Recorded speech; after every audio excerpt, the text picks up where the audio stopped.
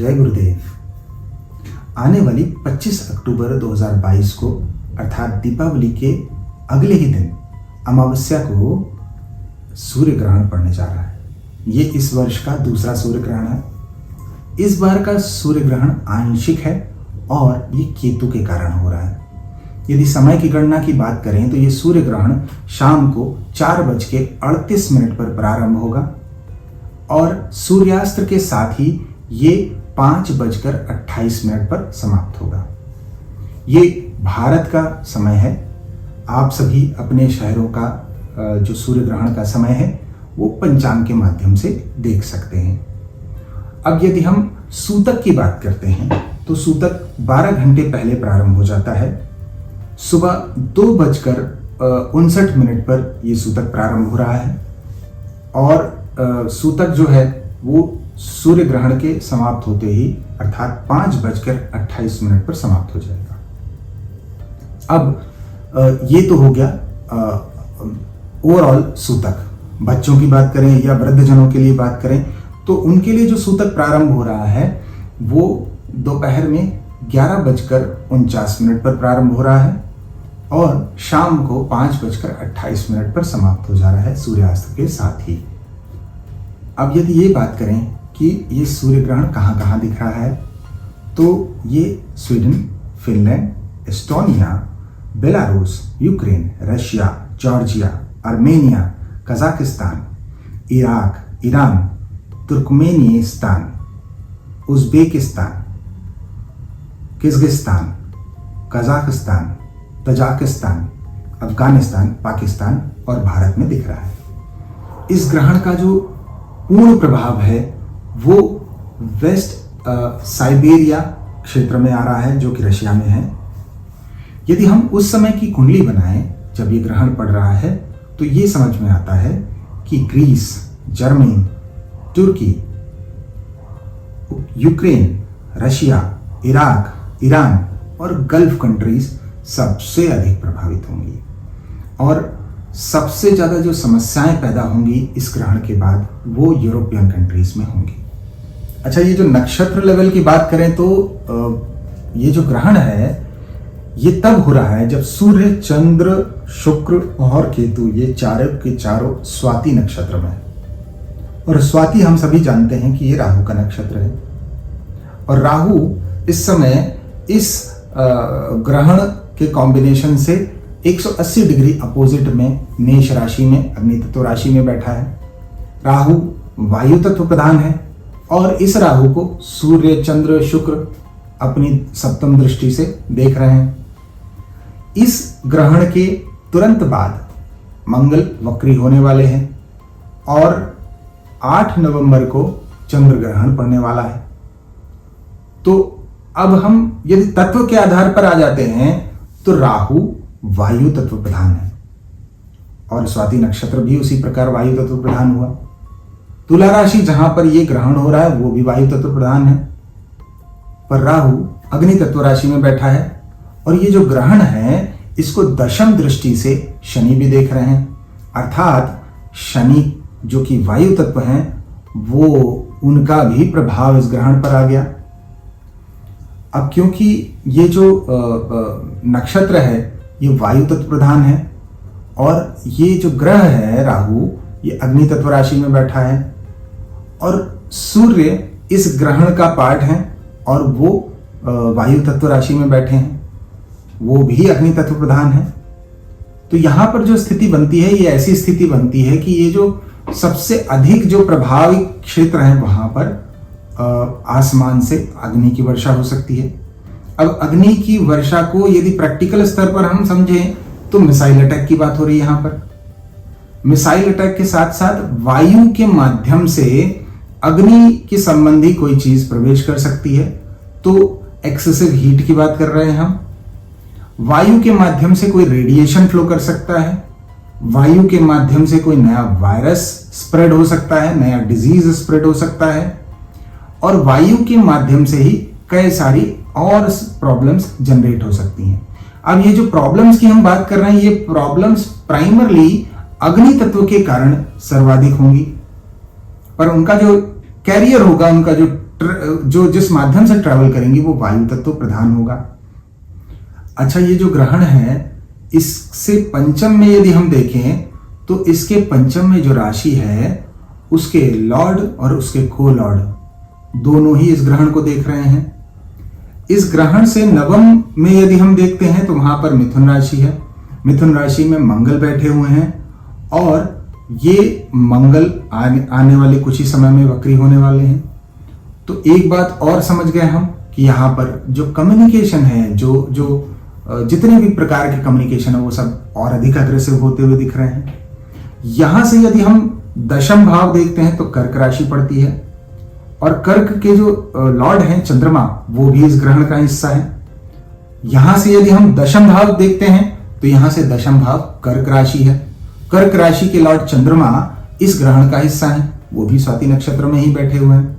तो इसका मतलब ये हो गया कि पीछे काफी समय से जैसा हम लगातार प्रेडिक्ट करते रहे हैं, अभी फिर से जनता जो है, जो गवर्नमेंट की पॉलिसीज का विरोध है वो बहुत ही स्ट्रांगली करने वाली है और वो जो अपोजिशन है वो अब और ज्यादा उग्र रूप लेगा। तो किसी भी अशुभ ऊर्जा को रोकने के लिए शुभ ग्रहों के बल की आवश्यकता होती है। तो जैसा कि हमने देखा ही कि शुभ ग्रहों की बात करें तो शुक्र इस ग्रहण का हिस्सा है। बुध की बात करें तो बुध यहां से द्वादश बैठे हैं और गुरु की बात करें तो वो षडाष्टक संबंध में बैठे हैं इस ग्रहण से। तो इस ग्रहण का जो नकारात्मक प्रभाव है वो कोई भी रोकता हुआ नहीं दिख रहा। तो ये जो रिजल्ट्स हैं, ये जो आउटपुट जो हमारे समझ में आ रहे हैं काफी इंटेंस होंगे, काफी तीव्र होंगे। अब क्योंकि हमने एरिया की बात ऑलरेडी कर ली, तो जिस एरिया में हमने बताया कि मैक्सिमम इंपैक्ट है वहां पर सबसे अधिक इंपैक्ट आएगा, अर्थात रशिया और यूक्रेन, उस क्षेत्र में सबसे अधिक इंपैक्ट आएगा और बाकी सारे क्षेत्रों में थोड़ा सा इसका प्रभाव कम होता जाएगा। अच्छा, क्योंकि ये ग्रहण सातवीं राशि जो कि मार्केट प्लेस है, जो कि एंटरटेनमेंट का भाव है, जो कि हमारे जीवन में संबंधों को दर्शाता है, रिलेशनशिप, प्रेम को दर्शाता है, आनंद को दर्शाता है, भोग को दर्शाता है। तो ये जो जितने भी क्षेत्र हैं हम सभी के जीवन में प्रभावित होने वाले हैं। अब जैसा कि हमने समझ ही लिया कि ग्रहण के समय जो मुख्य ग्रह हैं वो वायु तत्व राशि में है और सारे के सारे ग्रह वायु तत्व नक्षत्र में भी हैं, परंतु अग्नि का प्रभाव वहां पर बहुत अधिक बढ़ा हुआ है। तो एक बात और साफ समझ में आती है कि जो फेमिनाइन एनर्जी है वो अत्यधिक नकारात्मक रूप से प्रभावित होती हुई दिख रही है। तो जो माताएं हैं, बहनें हैं, वो इस समय अत्यधिक सावधान रहें। विशेषकर ऐसी किसी भी क्षेत्र पर अकेले न जाएं, यात्रा न करें जहां पर कुछ रिस्क की स्थिति दिखती हो, जहां पर कुछ असुरक्षा का भाव दिखता हो। अब क्योंकि तुला भोग की राशि है, तुला मनोरंजन की राशि है, तुला हमारे जीवन में अपोजिट जेंडर, जो अपोजिट सेक्स है उसकी राशि है, जीवन साथी की राशि है। तो यहाँ पर एक और बात आ रही कि कुछ सेक्सुअली ट्रांसमिटेड कुछ नए डिजीज बॉर्न हो सकते हैं या एग्जिस्टिंग कोई डिजीज नया रूप लेकर के आ सकता है इस समय पर। और प्राइमरली ये जो चीज दिखती है यहाँ पर जो सेम जेंडर के जो सेक्स हैं उस पर सर्वाधिक नकारात्मक प्रभाव आएगा। मतलब ये हो गया कि जिनको जो पुरुष और स्त्री जो संबंधों को रखते हैं उन लोगों के बीच में कुछ नए रोग जन्म ले सकते हैं। अच्छा, जैसा हमने पहले ही बता दिया कि ये समय ऐसा भी बन रहा है कि कुछ रेडिएशंस वायु में फ्लो कर सकते हैं, कुछ इन्फेक्शंस एक्सेसिवली अग्रेसिव होकर के वायु में फ्लो कर सकते हैं। और ये जो आने वाला समय है, इस आने वाले समय में रशिया यूक्रेन की जो वॉर है वो और अधिक इंटेंस हो रही है और कई सारे और देश इसका पार्ट बनते हुए दिख रहे हैं। हम इस बात से भी नकार नहीं सकते कि गैस या न्यूक्लियर या कोई बड़े हथियार का इस युद्ध में प्रयोग हो जो इस वॉर को और इंटेंस करने का रोल प्ले करेगा। इस ग्रहण का नकारात्मक प्रभाव एग्रीकल्चर प्रोड्यूस पर, जानवरों पर और एग्रीकल्चरल फूड प्रोडक्ट्स पर काफ़ी हद तक पड़ सकता है। एक महत्वपूर्ण बात यह है कि जो यूक्रेन में युद्ध चल रहा है वो और अधिक इंटेंस होता हुआ दिख रहा है। ग्रहों की स्थितियां इसी बात पर इंगित कर रही हैं कि ये जो युद्ध है ये स्मोक के कारण या किसी केमिकल के कारण या किसी न्यूक्लियर के कारण या फिर किसी केमिकल के कारण और अधिक इंटेंसिफाई होगा। अच्छा, ये जो समय है इसमें एग्रीकल्चर जो प्रोड्यूस है वो अफेक्ट होता हुआ दिख रहा है, एनिमल फूड अफेक्ट होता हुआ दिख रहा है और एनिमल लाइफ भी नकारात्मक रूप से अफेक्ट होती हुई दिख रही है। इसके साथ ही जंगलों में भी कुछ समस्याएं हो सकती हैं, विशेषकर यदि जंगलों की बात करें तो वहाँ पर जो जानवर हैं उनमें कुछ समस्याएं हो सकती हैं। पर्टिकुलरली अगर बात करेंगे तो जो अफ्रीका, गुजरात, एमपी, ये सब जो क्षेत्र हैं इनके जो जंगल हैं यहाँ पर काफ़ी हद तक समस्याएं आती हुई दिख रही हैं। और पर्टिकुलरली अगर बात करें तो हर देश से उसके पश्चिम क्षेत्र में जो भी जंगल हैं वहाँ पर जानवरों के जीवन पर कुछ समस्याएं आती हुई दिख रही हैं। नाउ ये जो समस्याएं हैं ये आकाशीय रूप या वायु के माध्यम से कुछ इन्फेक्शन या अग्नि दुर्घटना इन सब से संबंधित होते हुए दिख रहे हैं। अच्छा, ये जो नकारात्मक प्रभाव है ये नकारात्मक प्रभाव ट्रांसपोर्टेशन को भी काफी हद तक अफेक्ट करता हुआ दिख रहा है। विशेषकर यदि बात करें तो जो एयर सेगमेंट है, एयर कार्गो सेगमेंट है, वो सबसे अधिक नकारात्मक रूप से प्रभावित होगा। साथ ही साथ जो फूड चेन है वो भी काफी हद तक प्रभावित होगी नकारात्मक रूप से। अच्छा, एक और बड़ी समस्या यह है कि जहां भी बॉर्डर से संबंधित डिस्प्यूट दिख रहे हैं वो डिस्प्यूट और एग्रीवेट होंगे और विषम रूप लेंगे और ये नए मतलब वॉर के जैसी स्थितियों को भी जन्म दे सकते हैं। अच्छा, एक जो महत्वपूर्ण बात है कि हमने पहले ही बता दिया कि Greece, Germany, Turkey, Ukraine, Russia, Iran, Iraq और गल्फ कंट्रीज इससे सबसे अधिक प्रभावित होंगे और सबसे ज्यादा जो समस्याएं हैं वो यूरोपियन कंट्रीज में पड़ेंगी। अच्छा, पर्टिकुलरली हम बात करेंगे तो जो वेस्टर्न और साउथ वेस्ट एरिया हैं किसी भी देश के वो सबसे अधिक नकारात्मक रूप से इस इक्लिप्स के प्रभाव से प्रभावित होंगे। अच्छा, इसमें एक महत्वपूर्ण बात यह है कि जो पीछे कुछ समय में हमने देखा कि जो सिविल वॉर या जो पब्लिक प्रोटेस्ट या जो पॉलिटिकल अनरेस्ट या जो वायु संबंधित जो युद्ध चलते हैं वो सब और अधिक इंटेंसिफाई होते हुए दिख रहे हैं। अच्छा, यदि क्षेत्रों की बात करें तो जो मेडिकल फील्ड है, फार्मा फील्ड है, agriculture, aviation, software, animal products के जो क्षेत्र हैं, फाइनेंशियल सेक्टर जो है, ये सारे सेक्टर काफी अधिक हद तक नकारात्मक रूप से प्रभावित होंगे।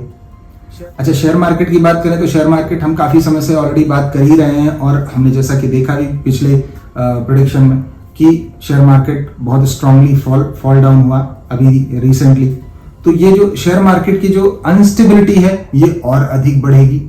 और विश्व के स्तर पर यदि हम बात करें तो जितने भी लीडर्स हैं, चाहे वो किसी ग्रुप के हों, चाहे वो किसी कंट्री के हों, चाहे किसी पॉलिटिकल पार्टी के हों, जो भी लोग जितने भी लीडर हैं अक्रॉस द ग्लोब, उन सभी के लिए समय अच्छा नहीं है किसी भी प्रकार से। इसमें एक जो महत्वपूर्ण बात है कि एक तो स्वास्थ्य पर नकारात्मक प्रभाव है ही है और उनके विरोध में जो प्रदर्शन हो रहे हैं, उनके विरोध में जो कॉन्स्पिरेसीज हो रही हैं वो उनके लिए बहुत ही खतरनाक रूप ले सकती हैं।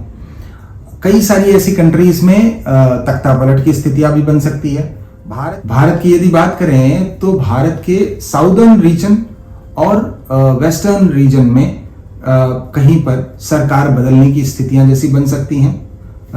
जनता का विरोध सरकार के प्रति अत्यधिक होगा जिसके कारण काफी सारे कॉम्प्लिकेशंस भी पैदा हो सकते हैं। तो राशियों के स्तर की यदि बात करें तो क्योंकि ये ग्रहण जो है वायु तत्व राशि में हो रहा है, इसलिए वायु तत्व की जो राशियां हैं उन पर इसका सर्वाधिक नकारात्मक प्रभाव पड़ेगा। अर्थात हो गया मिथुन, तुला और कुंभ, इन पर सर्वाधिक नकारात्मक प्रभाव होगा। दूसरे नंबर पर जो प्रभाव पड़ेगा वो अग्नि तत्व राशियों का। तो अग्नि तत्व राशियां हो गई मेष, सिंह और धनु। फिर तीसरे नंबर पर पृथ्वी तत्व राशियां आ गई, तो वृषभ, कन्या और मकर। और चौथे स्तर पर अर्थात सबसे कम प्रभाव जो पड़ेगा वो जल तत्व राशियों पर पड़ेगा। तो मतलब हो गया कर्क, मीन और वृश्चिक।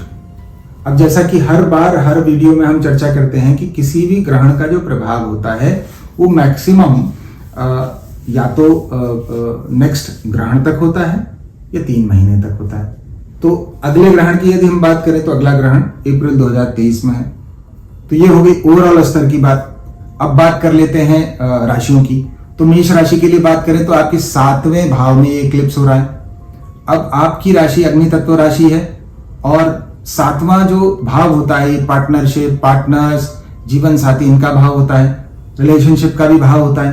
तो इन सब क्षेत्रों में आपको सर्वाधिक सावधानी रखने की आवश्यकता है। कोई कॉम्प्लिकेशन हो तो बातचीत करके उसका समाधान निकालें। किसी भी तरह की कॉन्फ्लिक्ट में आपको नहीं कूदना चाहिए।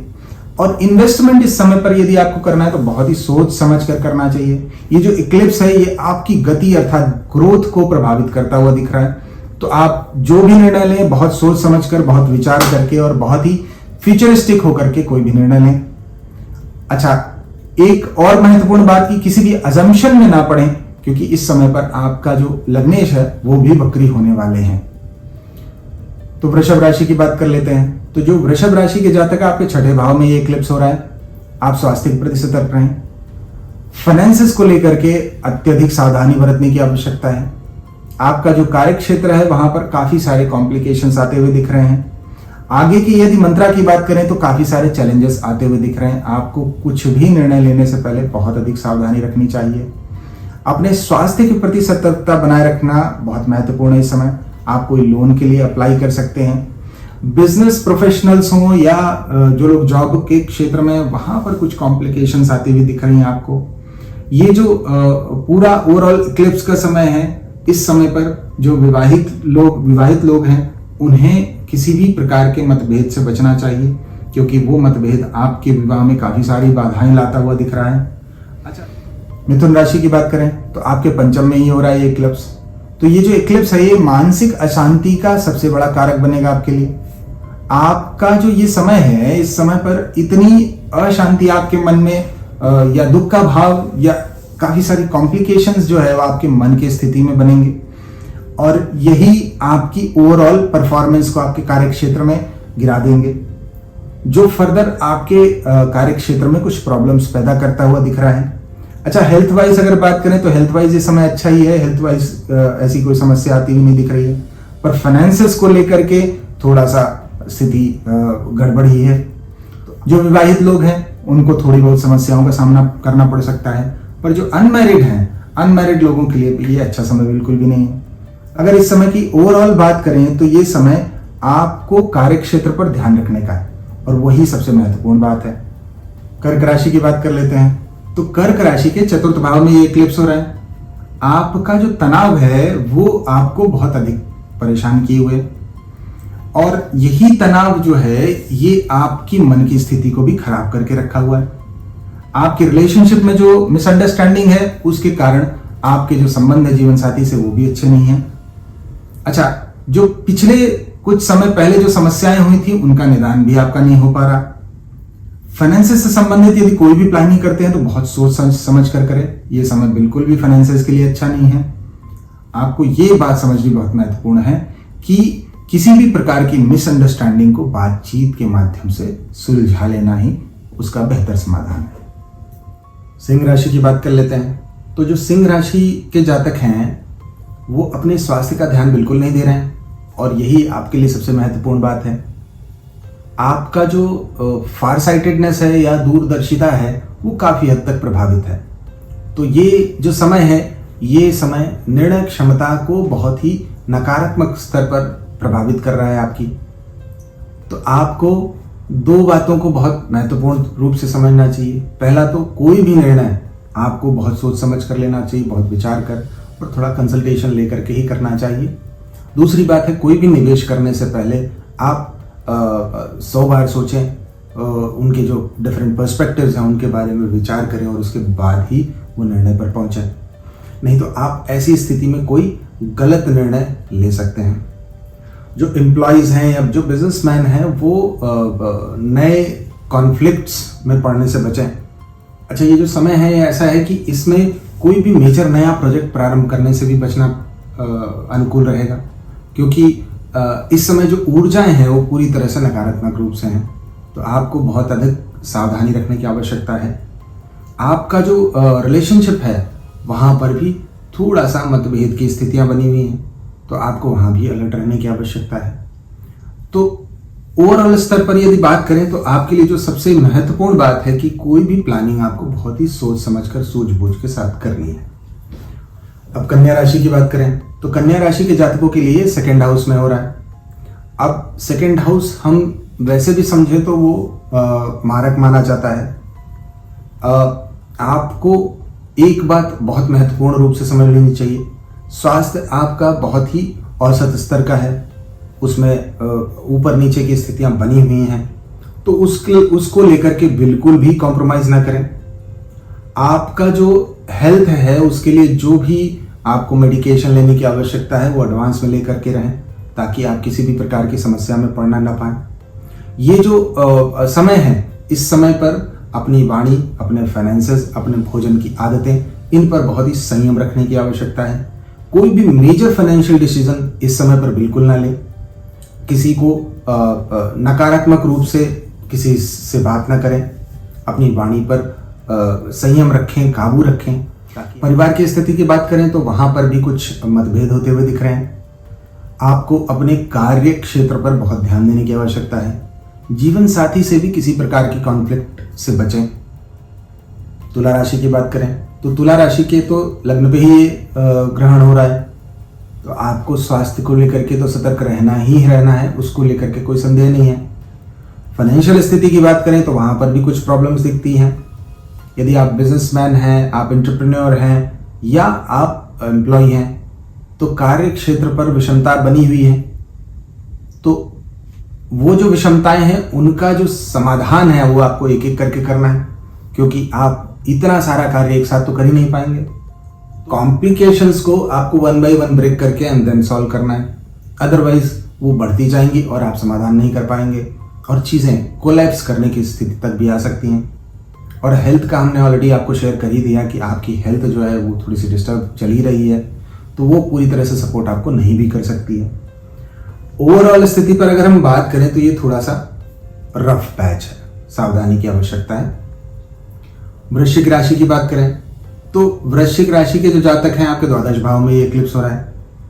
तो दो बातें आपके लिए बहुत महत्वपूर्ण है।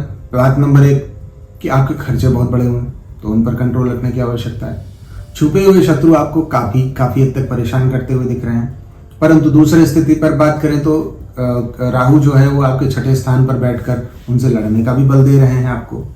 परंतु ये सब जो स्थितियां हैं, इन सब स्थितियों में आपका जो स्वास्थ्य है वो कहीं ना कहीं सफर कर रहा है, तो आपको स्वास्थ्य का भी ध्यान रखने की आवश्यकता है। अच्छा, जो विवाहित लोग हैं उनके जो जीवन साथी हैं उनसे भी कुछ कॉम्प्लिकेशंस बन रही हैं, तो आप उनसे भी थोड़ा सा बातचीत करके समाधान निकाल करके और आगे बढ़ें। अब धनु राशि की बात करते हैं तो धनु राशि के एकादश भाव में इक्लिप्स हो रहा है।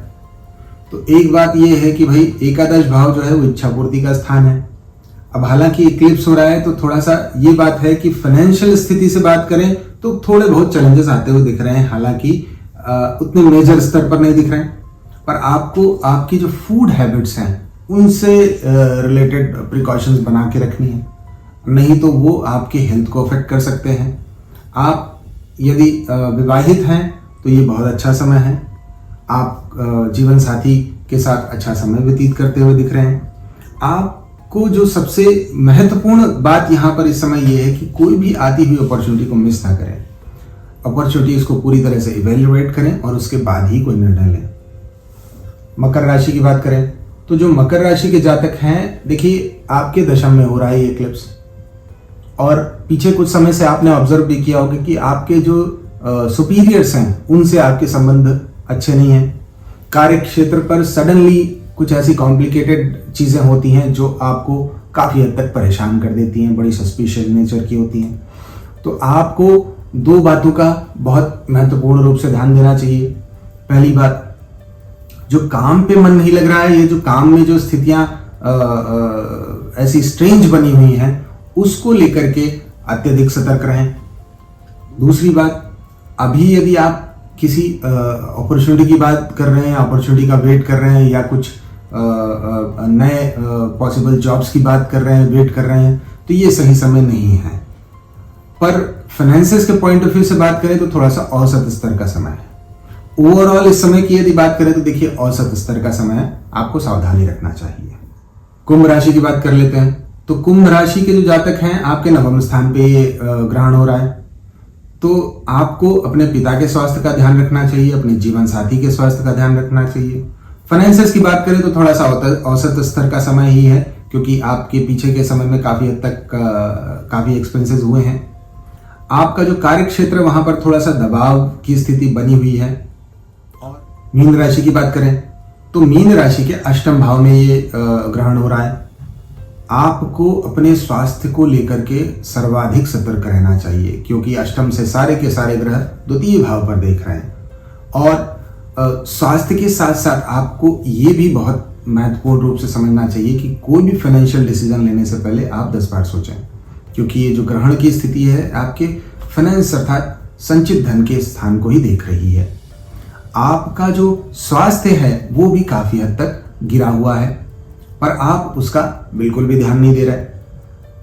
आपका जो वर्क एरिया है वो भी कुछ हद तक नकारात्मक रूप से प्रभावित हो सकता है। जीवन साथी के स्वास्थ्य का ध्यान रखें। जो भी जातक साधना के मार्ग पर हैं उनके लिए ये ग्रहण बहुत ही अच्छा समय है नई सिद्धियों के लिए।